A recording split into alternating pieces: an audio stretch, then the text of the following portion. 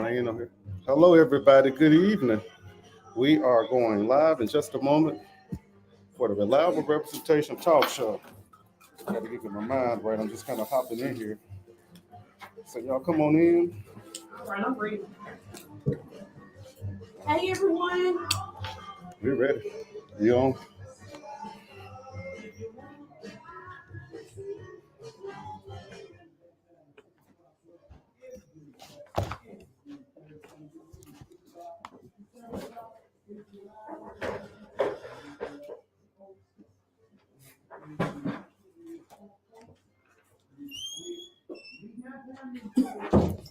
So messy.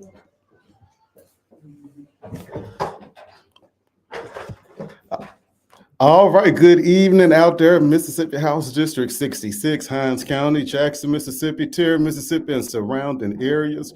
We are so happy that you tuned in to the Reliable Representation Talk Show this evening. And we have a very, very, very special guest. But as you know, we never tell you who our guest is. You got to stick around to see who our special guest is. And I'm going to bring none other than Miss Brittany Bowman up. How you doing this evening? I'm good. How are you all today? Doing good. I'm looking at your hair. Now, what's going on with all that up there? The big ball at the top. You all, he has been unleashed for the last week. He went to Georgia. He came back. He has no filter. He has not stopped yet. I don't know what the Kamala Harris campaign did to you in Atlanta, but don't you go back. Look at it. When you talking, be rocking. He has been off the chain, you all. Yeah, all week. I'm just teasing. I really like it. That look really good. I like your hairstyle. But yeah, we're just happy to be here. Have a lot going on, and as you know, we are a few days away from having a new president. So make sure on November 5th that you get out and vote for our next Madam President. What you got to say about that? Tell us about what did you do? Did you actually campaign, or were you up there in the suit?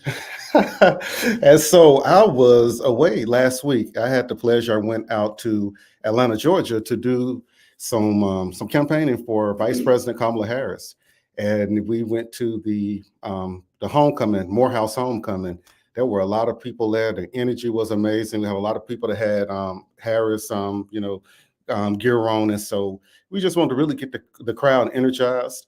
I'm happy about the young people. And I was on a podcast earlier today, and I was talking about, we're talking about Southern states and Southern politics. And I told them Georgia gives me hope for Mississippi. If Georgia can flip blue, then Mississippi can as well. So very optimistic about, going into Tuesday.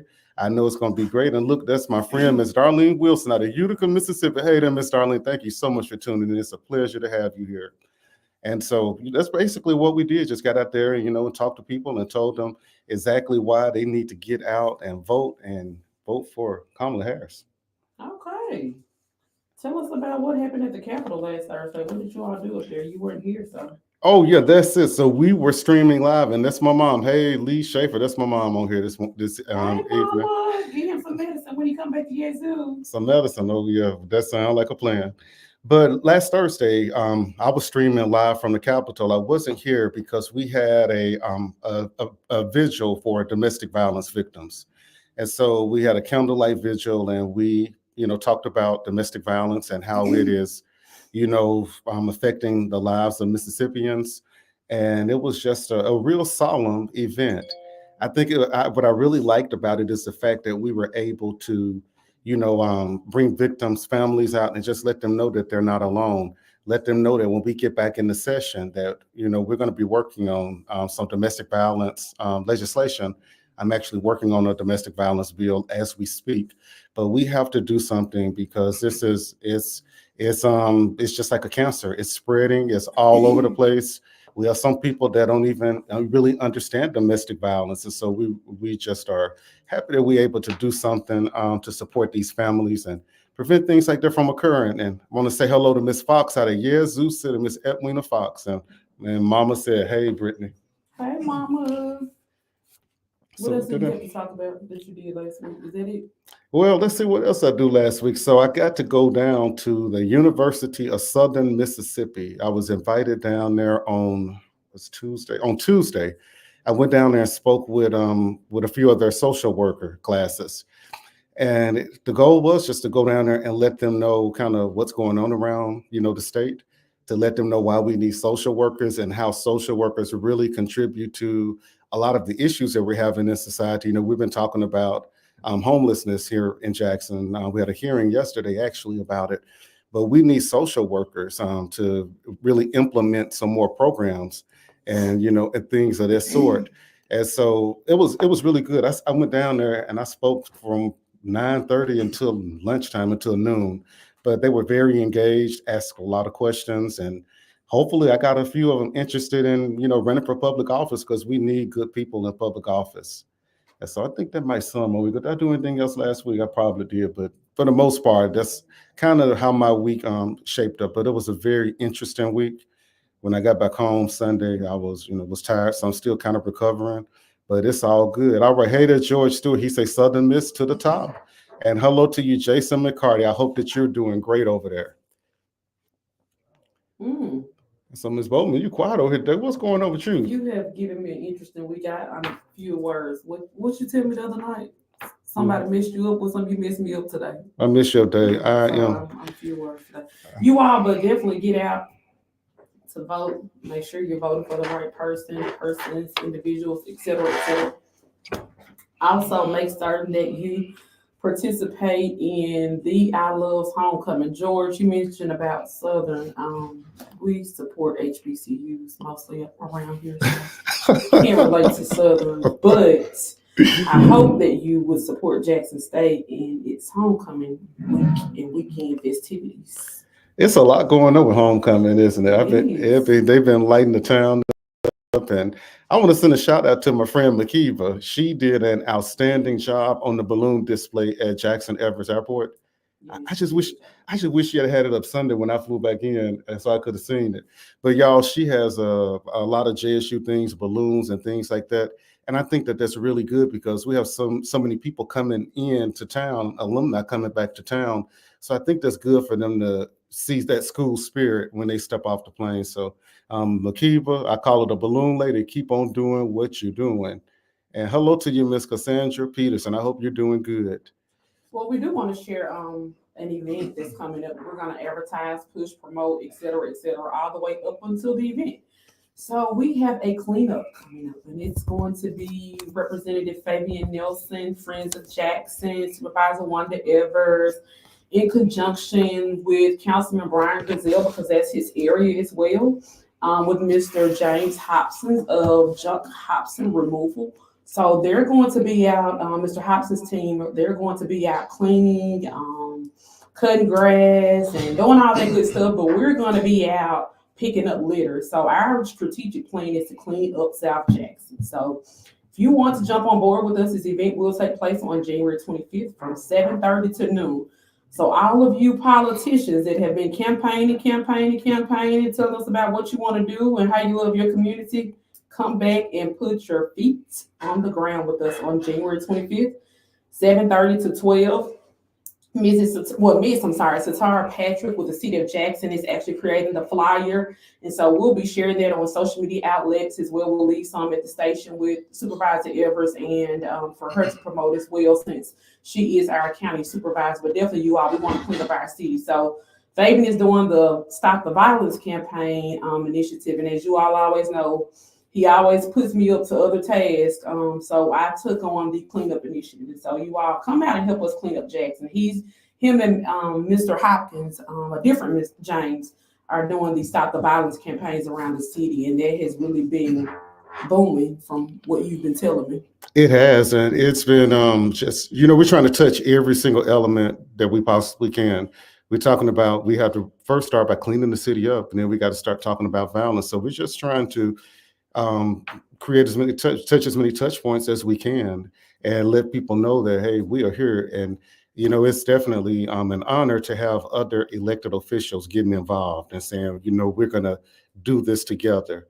That's important, that we work together and support our constituents. We got to take care of our people. And you made a good point. A lot of people, campaign. We need to see you out there. Not the campaign, but that you're already in office. Right. We need to see you out there, and we don't need to see you when it comes time to run for re-election again. You need to come on out there, because, it's important. When we have election cycles going, everybody want to get out there and clean up.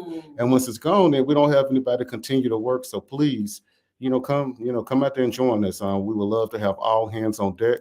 And anybody else that want to come from the public, hey, you don't have to stay all day. We promise we'll find something for you to do. It may be passing out garbage bags, and it may be passing out water, but definitely we want y'all to come out and be a part of this. And just you have a different sense of community when you get out and you're doing things to make it better. And then when you go down the street, you can say, I was able to make that possible. I helped clean that area up. And so we're just trying to really restore the pride to the area. So I'm excited to get out there and clean up. That's one of the things I like doing, being out in the community and, serving our community. But I do want to go back around, circle around, see the brain just started working. And I want to talk about our hearing. We had a hearing yesterday at the Capitol. I am on the select committee, the Jackson Select Committee, revitalization. Basically, what we're doing is we're just trying to look and see what the state can do, what resources the state can provide to, kind of help Jackson, because we're realizing that Jackson is important. And so yesterday we had a hearing, and in the hearing we talked about homelessness and homelessness and squatters. I'm sorry. And so it was very, very interesting, talking to the organizations. We had several organizations there. We had all of our top law enforcement officials there, kind of giving us a little bit more insight. And we also had the city of Jackson there. And, it was something that did kind of shook me up a little bit. We had a nonprofit, the Jackson Resource Center. The executive director, she was there, and she's doing amazing work in our community. And she is currently waiting on a grant from the city of Jackson in the amount of $2.8 million to help with her initiative. And so $2.8 million is coming in so she can, provide a center for, to help with our homeless population and people that need mental health care. It's going to be a one-stop shop. And so I am very happy with the city for, paving the way for this and making this happen. We have, they're going through a lot of the paperwork process now, which, we talked to them and they said they're going to do everything they can to go ahead and get this done. And I think it's going to really help out a lot, because in our hearing, the thing that just kept coming up is we don't have anywhere for our homeless population, and we can't just only house them. We have to make sure that they have mental health care as well as health care.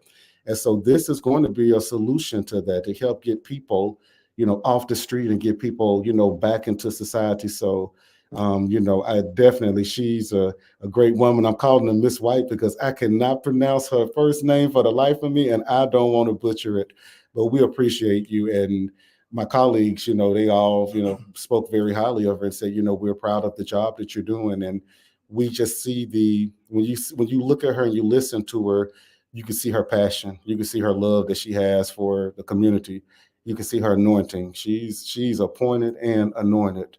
And so thank you, Ms. White, for what you're doing. And we're going with the city. It's going to work to make sure that, they get this process expedited for you so that you can go on and proceed with your project to, help save our community. Awesome. Well, I definitely want to see it unfold. I caught bits and pieces of it yesterday, but I definitely want to see her project unfold, definitely because the homeless population is, in a big sense, taking over our city. And as someone alluded to, I think it was Chief Wade on there, that they're just being dropped off, here in the city. And I guess that's because we are accepting people just coming and dropping off as if we are the garbage disposal. They drop off anything they don't want in their city. They have been in return, should I say, dropping it off in the city, and we must put an end to it and stop. So definitely, I want to tag team and go back to. I want to give some stats here. Okay. And so we're talking about, I want to talk about the inmates from MDOC. This is a public records request that we have here. And if we're looking at the total inmates that were released into Hinds County from MDOC, it was 801. Wow. Out of these 801, only 331 had convictions from Hinds County. And non-conviction from Hinds County was 470. And so when we talk about it, appreciate it. When we talk about, the problem and, we talk about the things that Jackson has, we have to come together and we have to help the city because that's what's going. And, there are cases where they will give, inmates a one-way ticket here to Jackson and come here. So we can't just keep putting people here and not having programming and things for them to do. So that's a huge factor, that plays into that. And so, we're listening and we're going to do something about it. Definitely. So again, that brings us back to you all. We need everyone's input in any community initiative that you're having or that you want us to be a part of. Share that information with us because there's no I in team. We all need to learn to work together so that we can build a better and brighter Jackson because we have all the potential. We have everything we need right here in our city, but we're failing each other daily because we have a crab in a bucket mentality. We don't want our best friend or our, sister or brother, whatever, to become an inch ahead of us because now we're thinking that they're taking the shine away from us. And I've always been taught if you're not hanging around anyone that's smarter than you, then something is wrong with your circle. You should never involve yourself around with everyone that are at the same level as you. You can't grow. That's absolutely true. And when we have people getting into these ego fights and things of that sort, they're only hurting our people. Mm-hmm. When you're in public service and you have a nonprofit or whatever it is, and you can't get along with your fellow nonprofits, who's suffering at the end of the day? The people. You have to uplift each other. Because I'll tell you, it's money out there for everybody. It's plenty to go around. So we got to start working together and stop that crab in the bucket mentality because it's not getting us anywhere. When we look around our city right now, we can see where there's gotten us. It hasn't gotten us anywhere. And Jackson has so much potential. It does. I was looking, for instance, out in Atlanta this past weekend, I was just looking around and I was saying, well, this is only 6 hours away from Jackson. Why can't we, of course, we don't have the population that Atlanta has, but we can have the economic base. I'll do you another one. Talk about Nashville, Tennessee. Same thing. Memphis, Tennessee, New Orleans. I mean, these are places right around us. And here we are in the capital city and we gotta do better. And Ms. Mary Briley said, team together, each achieve more. Thank you so much, Ms. Briley. That's so true. Yes. So we're going to move into before we move into our candidate. If you live in South Jackson in particular, because that's where I saw this yesterday. If you have an 18-wheeler or you drive a big truck or whatever it is, please stop dumping these tires. I was on Maria Drive yesterday, and I know that's going to have to be one of our streets. So, Mr. Hobson, if you're listening, you're going to definitely need some extra. The heavy duty equipment. Right. Because the Maria Drive was just deplorable yesterday. The part that's on the McDowell Road extension close to the area was deplorable. But however, and that goes back to our representation. If there's our council person, our supervisors, whomever that is, if you all see that, report that to these individuals so that they can know and they can make contact with the right people to make certain that these people who are doing this act are held accountable because that's not fair to our community that you all are coming dumping trash. And I'm talking about loads of tires as if you went to maybe, I guess, Walmart and purchased tires and then you didn't use them all. So you just came and dumped them in the community. So what they do is some of these people have contracts with tire companies, like people that replace tires, and they're supposed to be disposing of tires. So they're paying them to dispose of them, and they're just taking them and dumping them out in the community. I'm gonna tell you my story. Potholes in Jackson. I've busted a total of 5 rims in the city of Jackson. And so now, I just ordered a new rim, but in my storage room, I have 5 tires piled all the way up to the ceiling. Reason being, I don't know how to dispose of them. And so you don't know how to dispose of it, keep it to yourself. I'm not gonna go out there and throw tires out in the street. I mean, come on. I'd rather keep it at my house, but I'm gonna find something to do with it eventually. I'm gonna find out how to. I think you can take it to somewhere. Excellent. Take it to a tire shop. They might charge you $1 or $2 to dispose of it for you. You can do that. Take it to a tire. Okay, that's good. Yeah. Tire repair shop. All right, that's what we're gonna do. Take it to a tire press. See there, ain't God good? He'll do it every time. Oh God. Okay. He gonna have a project for the kids for the weekend. Yep, that's Some loads of tires and going to the tire shop. yep. Go on, kids. Let's go to the tire shop. We're going on a field trip. Right. But you all, we have a candidate in the studio with us who's going to share his platform with us. And you all, we talked last week. We had another candidate in the studio, and me and her conversed the dialogue about the importance of discernment. Make sure that you are listening to the candidates. Make sure you are evaluating the position that they're applying for and what they're wanting to do, as well as asking the relevant questions. Let me give a case in point. This is the educator in me. The who, what, why, when, where, and how. That's all you need to know. Who their girlfriend is, who their wife is, that's none of your business. That has nothing to do with how they're going to effectively or complete the job. If I'm asking Fabian for a job to be a realtor, he does not need to know who my child's son's father is. That has nothing to do with it. He needs to know what educational attainment or what certificates that I have that is relevant to being a realtor, or how he can assist me in obtaining my real estate license. Anything besides that is irrelevant. Okay. I want to put that out there so people are going all in the, people personal lives and who they talk to, who they friends with. That has nothing to do with the job. I had flashbacks when you said that. You say, what is it? They did the who. What is it? Say it again. Who, what, why, where, and how. That's all you need to know. I have flashbacks when you say that. I just get chills. PTSD. The first events I came to, you were the moderator, and you got up there. We candidates, and when y'all get up here, this is all. I'm like, who is this crazy woman? And I was like, I was scared to get up there and talk. I said, she said, the who. Let me think about the who, what, when, because I have what I was gonna say. But you're absolutely right about that. We all the other stuff is it doesn't matter. So I mean, why are we breaking up people's personal business? All right, we have a call on the line. I ain't going here. Hey there, caller, you on the air.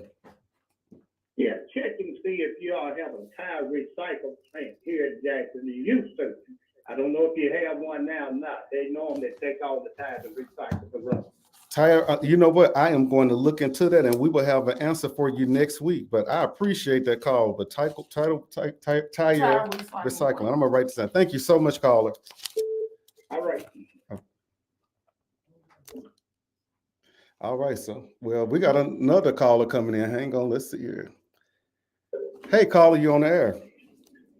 Yeah, I was gonna tell you about the tire. I think they got that tire plant down there in Clinton. So I think if y'all would probably, if the city would just gather all the tires or whatever, because you got to burn them, the rubber to make new tires. They might let y'all bring them out there to the new tire plant that's out there in Clinton, and they'll just take them because they got to reburn them and use them anyway. Okay, I didn't think about that. And you're talking about the Continental Van Clinton, right? Correct. They might, and I'm gonna tell you another thing too, brother, about the homeless situation. If the leaders will come together, they can build a community, and they can put all the homeless people in their community, and they can tell them, look here, well, we're gonna provide housing for your big community, where they can provide public transportation and get these people out here kicking and cleaning up the city. You just can't sit here and be homeless. It don't work now. The book even see if a man don't work, he don't eat. So we got to hold them accountable. So if we just provide shelter and we provide like a bunch of shelter for them and let them get out here and clean up the city, and once they understand how it goes, then we might put them on payroll. But they got to do something. That's a very good idea, because we commonly talk about the city, and it needs to be cleaned up, and they can teach them another skill that can help them get reacclimated back into the workforce. Yeah, they can use the metro, the parking lots, the big metro. They should just build a big living facility or whatever. So early in the morning, when the city vehicles come and get them, look, you can go north, you can go east, you can go south, you can go west. You got a bunch of people working on all four sides of the city. It's real simple. That's it. Well, caller, we appreciate that. Thank you so much. All right. Yeah, I may be biased in saying this, but we have some of the smartest listeners that be listening to us and call in with amazing ideas. And it's good when you can have that dialogue and talk to people. So we appreciate all of y'all for calling in and, giving out your insight. It's very much appreciated. Mm-hmm. Very much so. So yes, we're going to switch gears and go into our candidate. We'll allow him to introduce himself, tell why he's running, and what the job entails.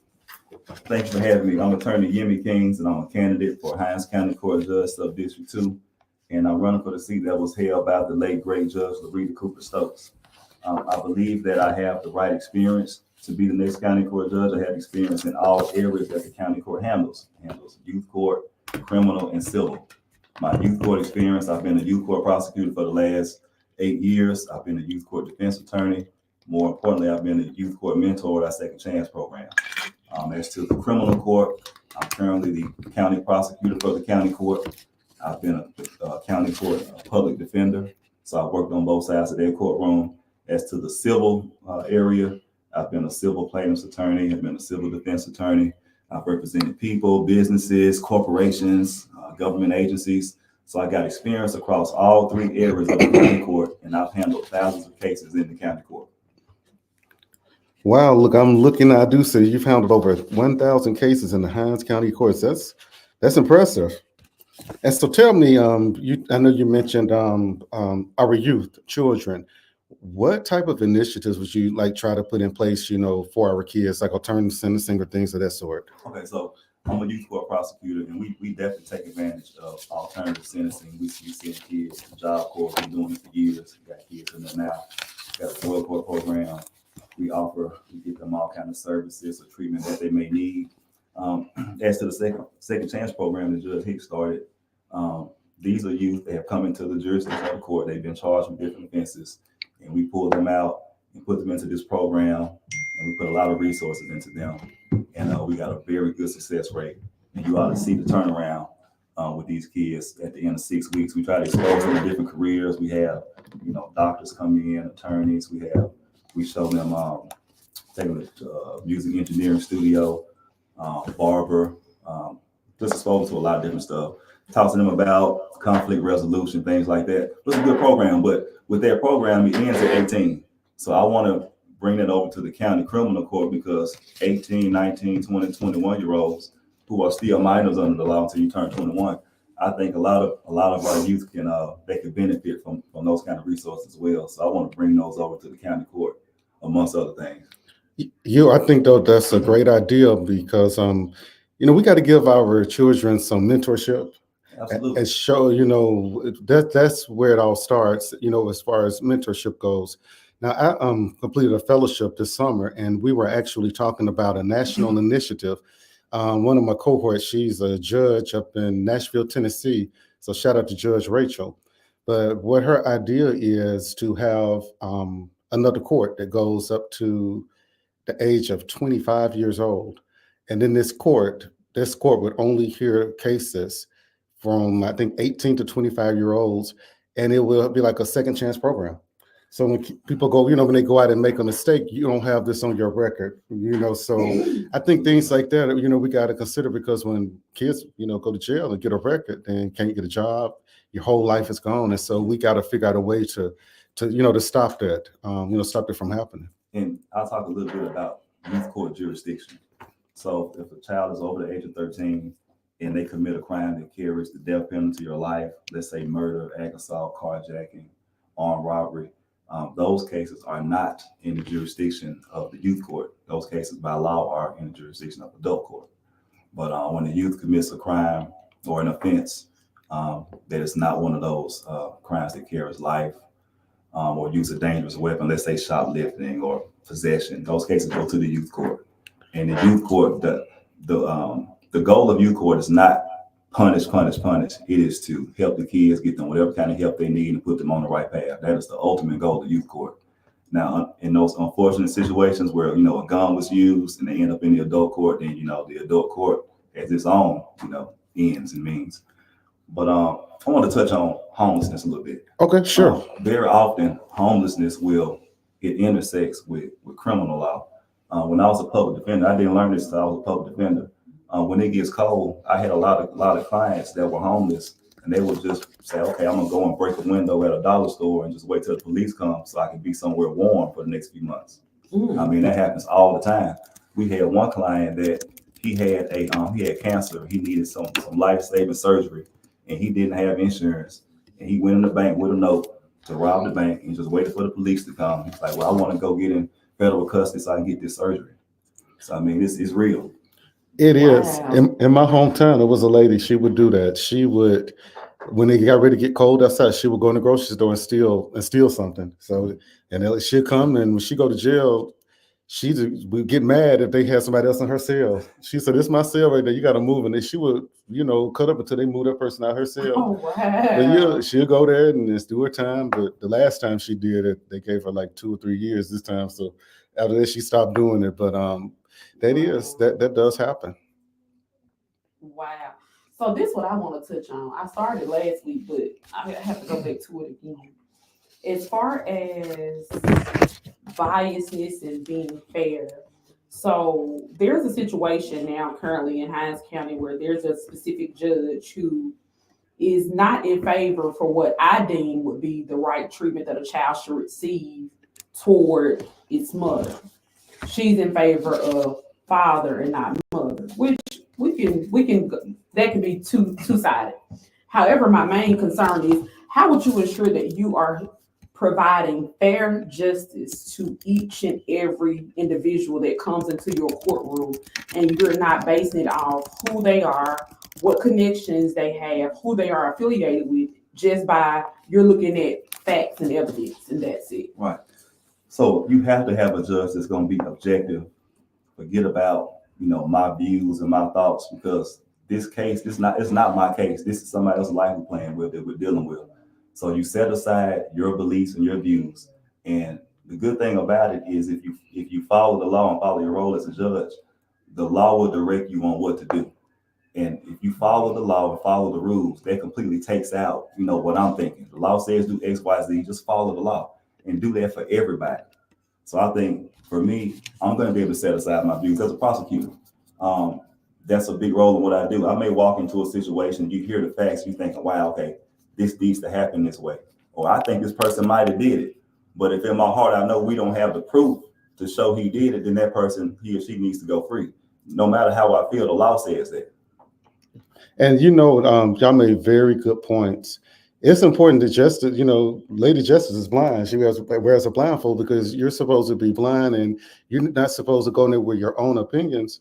You're just supposed to apply the law. Look, one time a judge told me, an older judge, he said, Lady Justice, she wears the blindfold, but she peeks sometimes. She doing a lot of peeking in Hinds County. She just took the blindfold off.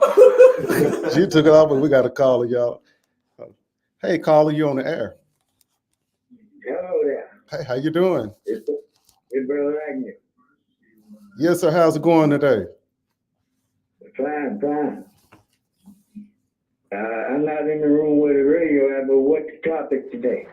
What's the topic today? We are talking about, we have a candidate here, Mr. Yemi Kings. He's running for county court judge, and he's just telling us about, what he's going to do, as the judge. And so very engaging conversation. Okay, I can stay on the line and listen in. All right, that's it. Just hang on and listen to us. And we appreciate your call, Mr. Eddie. Okay. All right. All right, and where were we? We were but that's important. We're talking about justice being blind, and that's so important because I just I don't even know where to go with it. Yeah, Brittany's over here. So so the question just going on about, as a judge, how do you set aside your beliefs and your views? I think for me that's easy. I think that my personal beliefs and personal views have no place in the judgment that I'm going to make. If I'm ruling on the case, look at the rules. If Rule 8.1 says do this, you just do it. In my view, a judge is supposed to be like a referee at a ball game. You just call the balls and the strikes. You don't care who's going to win. You just make sure that everybody can have a fair game. And that's what the judge is supposed to do. Make sure everybody has a fair trial, a fair game. Absolutely. That's it. And people, we need to really start realizing how important our judicial races are, how important our judges are, that we get the right person in place, because, if you get a bad judge, it can really, It changed your life. Can change your life. Thank you. Absolutely. So, when folks come in the courtroom, sometimes that could be the worst day of somebody's life. Could be the best day, but no matter what, it's very important to the parties. Mhm. And it's very important that we have folks in place that understand the law, understand the rules, and have the right heart to do the job. Yep. Getting a judge that doesn't understand the rules, that will be a travesty. You know, I've heard a lot about Judge Hicks. She's our youth court judge over at Henley Young. Mhm. I've heard a lot of good things about her, but I've never seen her in action. But I went before her this past Monday, and I can truly say that she has a heart for these children. She does. At the end of the day, she didn't care with anybody, any grown person that was saying her focus was making sure she did right by those children. And that's what we need. And look, in the youth court judge, that's probably the only judge in Hinds County that has to go to court every single day. We Yeah. have youth court every day. Wow. Yes, Every day. Yeah, and you know, the thing about it, just her whole demeanor, she was patient. She took her time. She wasn't rushing. She made sure, because sometimes you have judges, and there were a lot of people, the waiting room was full. And sometimes you have judges, they just want to move people along. Okay, go. But she showed the human side. And I think that means a lot to, the children. You know, she was messing with the two young men, said, y'all growing a mustache up under those masks, aren't y'all? And they kind of laughed about it. But, thank you, Judge Hicks, for what you're doing. And it's important that we have good judges, on the bench, because a lot of times, and, if judges make the wrong rulings or incorrect rulings, it's really hard to find attorneys that's going to go against them with fear of having to, go before that judge again. So let's just make sure that we're putting the right people in these judicial seats. And I'm going to push it back over to you, Brittany. Yeah, I was observing your push card and it said from the community for the community. Oh, Tell me. got another call. Okay. Hold that question. Hey there, caller, you on the air?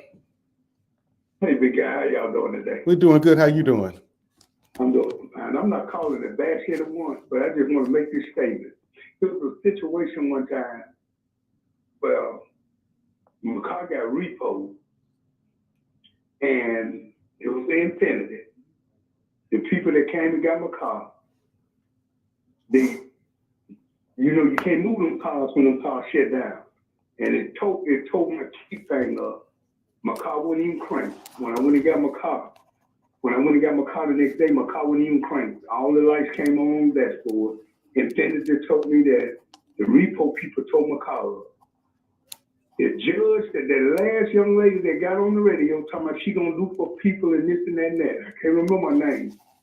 African American lady. It's been about a year ago. A year or two ago that she was on there. I think she had dreads or whatever. But anyway, I went to her courtroom.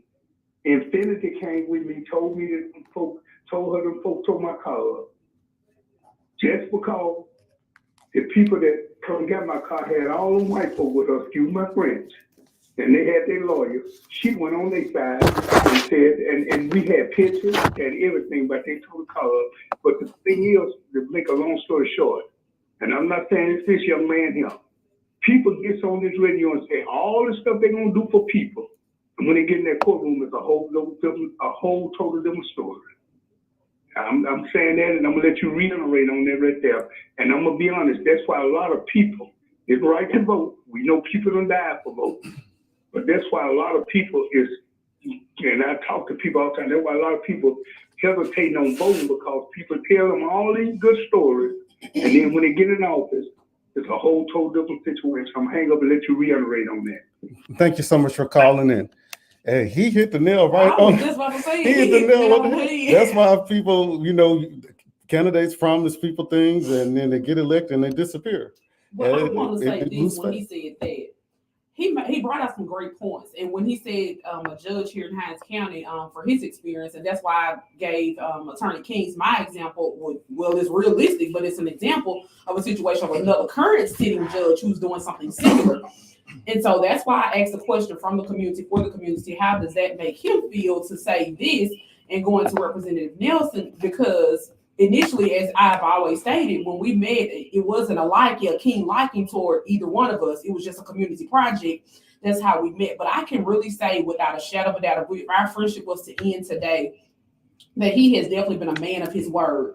He stays up countless hours of trying to serve. And I tell him all the time, like, oh, I have a constituent that died in District 66. I said, Fabian, you are not the mortuary. You can't, I mean, how can you control that someone's, oh, I have to get them a flower. Just last week, he was on his way out of state. He called me, hey, friend, I know you're tired of me, but can I get a flower sent to one of my constituents? I did it because that's the right thing to do morally. However, I'm saying that to say, the caller alluded to a great point. You need people that are practicing what they're preaching. Mhm. And if they're not doing that, I don't care how much I like you. I can't vote for you. I can't support you. And to the caller, just so you can be reassured a little bit, we have a rule that anybody that comes on this show and they win their election, if they don't do what they said they're going to do, we're going to call them out. We're going to make sure. That's another thing that we have to start doing. We have to stop being silent on these injustices. When we see stuff not working and don't say anything about it, being silent about issues, it makes you just as guilty as people doing it. So we got to start speaking up and stop playing these games. And hello to you, Miss Melissa DeBar. How you doing? So good to see you. So that's why I wanted to ask Attorney King from the community. We just got a compliment for Attorney King. Ms. Dallas Sanders says, I wish all the judges was as educated as your guest. Good. All right now. And she lives in she's in your district, I want to say. Okay. Yeah, okay. Uh-huh. So yeah, that was my concern because the caller did bring out some great points, and he is not telling a lie at all. People come across, I hear him all the time on shows saying all of this, and some of them, he's right, when they get out here, not even when you go in their courtroom, you can see them out in the Walmart. They won't even speak, but you just came to my house, knocked on my door, asked me for your vote, but now I see you in Walmart, you feel like you don't even know me. That's why I wanted to ask Attorney King, so what does that mean for him, from the community, for the community? How does that impact the seat in which you're running for? Yeah, so I'm running for the seat in Sub-District 2, and I'm the only candidate that actually lives in Sub-District 2, and I'm the only candidate that was born and raised in Sub-District 2. I think that there's a lot of importance in having a judge that has the same lived experience as you. I think that our lived experience in Sub-District 2 needs to be represented. That's what we had with Judge Stokes. We had a judge that was in our community, a judge that our kids could see and say, oh, that's a judge that lives in our neighborhood, lives in our community. We deserve that. And I want to be that for my community. I want to be that for our youth. You know, we tell our kids, hey, you can be anything. And I want to be an example of that I dreamed of becoming a lawyer, becoming a judge, and I'm qualified for that position. I'm asking for my community to support me in that matter. Yeah, that's it. Our children have to start seeing people that look like them and realizing that, hey, that can be me. And, you made a good point. As a judge, if you're a judge and you're only in the courtroom, people don't see you. Right. They don't know you. A lot of folks just look at a judge as pretty much something has been terribly wrong. And they're kind of scared of seeing a judge or meeting a judge. I want to be a judge that's going to come into the schools. And you can get to meet a judge at a young age and get to learn what we do and what it takes to get here. Not just if you see a judge, something bad has happened. Correct. And I want to send a shout out to Judge Kenny Lewis because yes. that program he has where he allowed young people to come and shadow him in his courtroom. Yes. I think that's remarkable. It is. They can actually come and see. And so that's what we need. That's what serving is all about. Example of living what you're preaching. Absolutely. What he says adds up to his lifestyle. He's not saying one thing and doing something different. And so, that's vital, and, for people to see and people to know that they have that access, as again be alluded to, Attorney King, I'm sorry, you have someone in your community that's from your community that is just like you. All right, we have another caller. The block is hot today. Hey, caller, you on the air? Yes, I have a question. When y'all was talking about judges being fair, my cousin got served some papers on a Saturday, and she had to go to court on a Monday. Do they do that just that fast? It depends on certain type of cases. You got to have 30 days notice. Some cases you got to have 7-day notice. It just depends on what kind of case it is. Sometimes you can have short notice, like a weekend, just depending on what kind of case and what court it's in. It was, they started out saying it was like, she said she didn't, but it was in the court, not criminal court, over there where you buy your tag at. Well, I can tell you this, if it was in justice court, you have those short notice situations in justice court and small claims court. Like over the weekend, what could you do? You can't even get a lawyer or nothing. But what you can do is, if you get to court and you feel that you hadn't had enough time to hire an attorney, you can ask the judge to give you a continuance. Say, hey, I just got this 2 days ago. I want to get a lawyer. I need a continuance. I don't think any judge is going to tell someone no in that situation. Oh, okay. I was just wondering, but we went on in there and she found somebody, but she didn't have a chance to look over what she needed. They were saying that they said they didn't believe she was married to the man, but it was on record. But when they got in court, they didn't even mention nothing about being married. They talking about they want to be over that state and want her out of the house immediately and all that. But the judge didn't do that. But I just want to know, do they serve you some papers on a Saturday? You have to go to court on a Monday. And How could you do something over the weekend? then also it depends. Now, let's say you're actually a party to the case, and yeah, you're required to, you're a certain type of notice and due process. But let's say you're just a witness to come testify, then you know they just get it in your hands, and you just got to be there. Okay. Okay, thank you. You're welcome. Thank you, caller. All right, yeah. So you were headed somewhere else, I think, weren't you? Or where were we before? No, he was alluding to, we were talking about, you gave Judge Kenny Lewis shout out for his shadow program. We were talking about, things aligning. Yeah. So I'm a prosecutor in Judge Lewis's courtroom. So he does two things with that. Number one, they get to shadow him and see what he does and learn about the court system. But you ought to see those kids when they see folks come in there charged with these crimes and they see how people have to go to jail and the consequences. That's the other side to it. And they'd probably be more amazed just seeing what happens, in the criminal system. Yeah, that's it. I think that's good for them to see, because sometimes people, they would take the kids to the actual jail and they see the people in jail, but letting them see the process before they go to jail, I think that's more beneficial. And Mr. George Stewart, he said that he served with Judge Chicks on a nonprofit board that serves families with special needs children, and she has a heart for the job. And he also says there must be collaboration between the court system and the school system. Great point. Really good point. Yeah, really good point. I would love to see more collaboration with truancy in the court system, with holding these parents accountable with children are missing school. Definitely.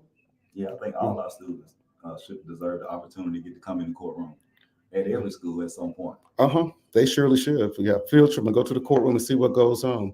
Yes, that's vital. So let me ask you this about the backlog of cases. How is that within the county? What would you do to ensure that? It just seems so weird or awkward that in Hinds County everything is backlogged, but in other counties, Rankin, Madison, things are not. And I'm just perplexed as to what's the difference. Well, I think one thing, we have a higher volume of cases coming through. Okay. In Hinds County, that's definitely one thing. Sometimes you have situations where maybe attorneys are being strategic. Okay, when I'm on a case and I know an attorney is asking to extend this case and continue it out, I say, okay, he hasn't got paid yet. and I mean, it'll come down to that. Not gonna let that case finish until they get paid. So you got a lot of things going on. But if you got a backlog, to me, you simply got to have court more often, and try to clear that backlog. That's it. All right, we got another caller. Let's see. Hey there, caller, you on the air. Yeah, tell the young lady with the court order, she should have gotten a 3-day notice, 15 notice, or 30-day notice. Okay. Before they would try to get her out of the house or whatever she was at, evicted. Okay. If she's still listening, we hope that she hear you, but thank you so much for your call. Yeah, I think when he's talking about an eviction matter, that's the notice you get when they actually file the eviction. So somebody gives you an eviction notice, depending on what the situation is, they may have to give you 7 days, 3 days, 10 days notice before they file it in court.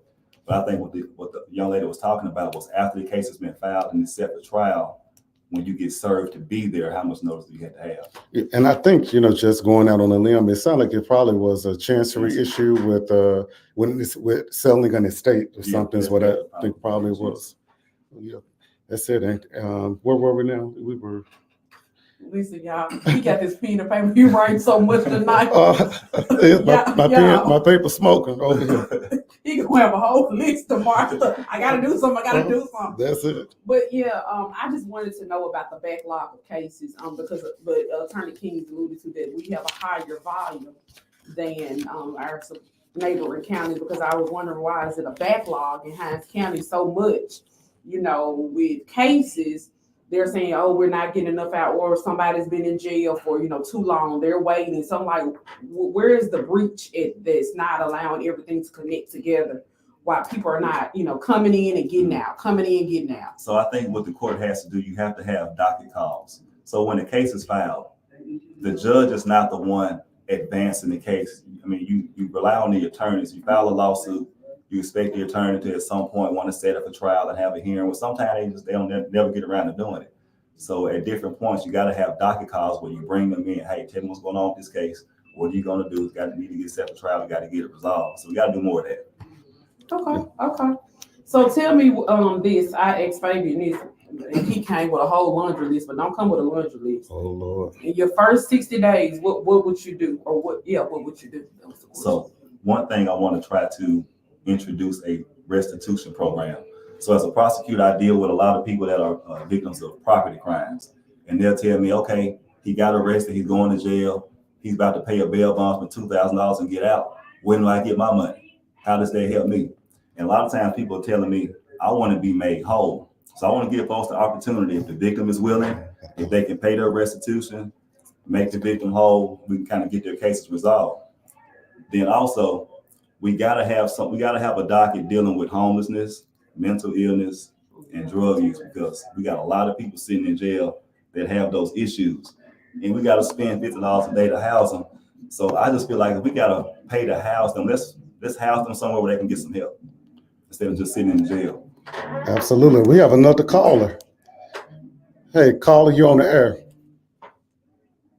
Yeah, I was just gonna come in on that question about the backlog in Hinds County. Yes, sir. But anytime you got inmates being released, and the bulk of those inmates were convicted in Hinds County, then you got to consider that the crime rate potentially in Hinds County may be greater than some of these other counties, which is a problem itself. So on the front end, I think the county leaders need to do something, put more money into incentives and programs that will help prevent some of the crime in our county. So y'all mentioned something about that Jackson Resource Center that I'm pretty sure everybody's looking forward to. And just hearing you talk about it tonight, I'm actually excited myself, and hopefully it'll put a dent in some of the issues that plague our city and our county. I'm enjoying the show, so I'm gonna hang up and thank y'all for doing a good job. Absolutely. We appreciate you, caller. You have a good one. And can I say one other thing about the backlog? Let's talk about on the criminal side. So in the Hinds County Jail, we got to keep it in perspective. They're all pretrial detainees. Nobody has been found guilty of anything, and the law says they're innocent until proven guilty. So we got to do a better job of getting people through the system and not languishing. When I was a public defender, I had a case. My client had been in jail, in the county jail, for 10 years. Oh, wow. That don't make any sense. Yeah. 10 years. Yeah. 10 years. Wow. So you all, Attorney Kings has given us a great spiel of the job, what it encompasses. And then he's a young African-American male. We don't find many Black males that are judges or attorneys. So, they may be the manager of a local store, but not an attorney. So look at that as a role model and say, hey, this may be something my child or my son, well, my child/son or whomever can model themselves after. A young Black man from Jackson that's looking to be your next judge. So Attorney Kings, just give your closing remarks as to why people need to go and vote, because this time is winding down now. Yep, like I said, I'm the only candidate in this race that can actually get up and vote for his or herself, because I'm the only candidate that lives in the district. I'm going to be a candidate. I'm a qualified candidate that's from your community. And I'm a qualified candidate that lives, works, and serves in your community. I didn't just start my service because I was running for judge. I didn't just start running to our community because I'm running for judge. I've been here pretty much my whole life, and I'm gonna keep serving. So I'm asking for your support in November. Vote Kings for Judge on November the 5th. All right, then it's winding on down, and it will be election day before we know it. And we have another surprise special guest this evening. Okay, who's Attorney, it? can you hang around this one? Let's see who we have on the line. Hey, caller, you're on the air. Hey, I'm enjoying the show, my friend. How are you? This is Ty Pinkett. All right, what's going on? We are doing great. How are you doing? Man, I'm on this road. I'm trying to get all I can get out of these last 5 days before everybody goes to vote on November the 5th. You are doing the right thing. You got to stay out there until the polls close. So you're doing the right thing. So tell us a little bit about what you got going on. Look, as you know and your listeners know, my name is Ty Pinkins. I am looking to be your next United States Senator. I have been at this for 2 years now, and we got 5 days to vote. And I'm on Highway 49 right now, heading south to meet some more voters. But what I wanted to say to your listeners is we need everybody to get out to vote on November the 5th. I'm running so that we can improve our economy here in Mississippi, bring better jobs, including raising the minimum wage. I'm running so that we can make sure that federal dollars actually get to public schools here in Mississippi. And most importantly, I'm running because absolutely everything is on the line on November the 5th. Our democracy, healthcare, women's reproductive freedom, you name it, it's on the line. And I need your listeners to please get out and vote for Ty Pinkett. And well, Ty, I know you have one vote coming out of Yazoo City, and it's my mama. She went and voted absentee. She said, I voted for Ty Pinkett. I said, good job. You got to give her a hug for me. You got to give her a hug for me. I surely will. Look, good luck to you out there. And if you need anything from us, let us know. All right. Thank you so much. All right. Well, definitely. We appreciate it. This is it's kind of a bittersweet moment tonight because I'm thinking about the next time that we're on the show next Thursday. We'll have a new president. I mean, it's unbelievable. We're going to have a new president, and so it's Like I like y'all. Kind of scary too. kind of scary. Right. Because in our closing remarks, Uh-huh. when Yemi alluded or Attorney King alluded to about mental illness, the first thought I went to was Donald Trump. That man is mentally ill. Who lies and then turn around, you convincing other people of the lies that you just told, and you have all the evidence. It's not people giving opinions. People are saying, I just don't get it. Absolutely. But I guess that everybody has entitled to their own opinion to make their own case. Hey, I tell people, you vote for your candidate. I'm gonna vote for mine, but don't try to convince me of something that's not there. Correct. Just say I'm voting for mine. This is what I support. I mean, and it's okay. You have the right. You can go vote for a tree in the yard outside. You can go write tree on your ballot. That's up to you. Right. So that's all I ask. Just stop trying to justify I'm voting because you just say, yeah, he wrong. Now I have a lot of respect. I see a lot of these yard signs that say I'm voting for the convicted felon. I got respect for them because they're saying at least you're honest. At least you're not trying to say, well, no, he didn't do this. Yeah, just be for who you want to be for. That is true. All right, I guess we're gonna let Attorney Kings close us out. Attorney Yemi Kings, a candidate for Hinds County Court Judge, a candidate that's from your community. I can get up and vote on election day in this race. I'm the only candidate that can do that. I'm asking you to join me and vote for me, Attorney Yemi Kings, for County Court Judge. All right, and we will see you all on next Thursday, same time, same location, 6 p.m. You all be safe and enjoy homecoming. all right, everybody. I was streaming on us. We getting on out of here. We'll see y'all soon. And look, George Stewart for Hinds County School Board. That is the race that's on the ballot on November the 5th. And to take us on out of there. Y'all have a good evening, and we will see y'all next Thursday, same time, same place, with a new president. Madam President Kamala Harris.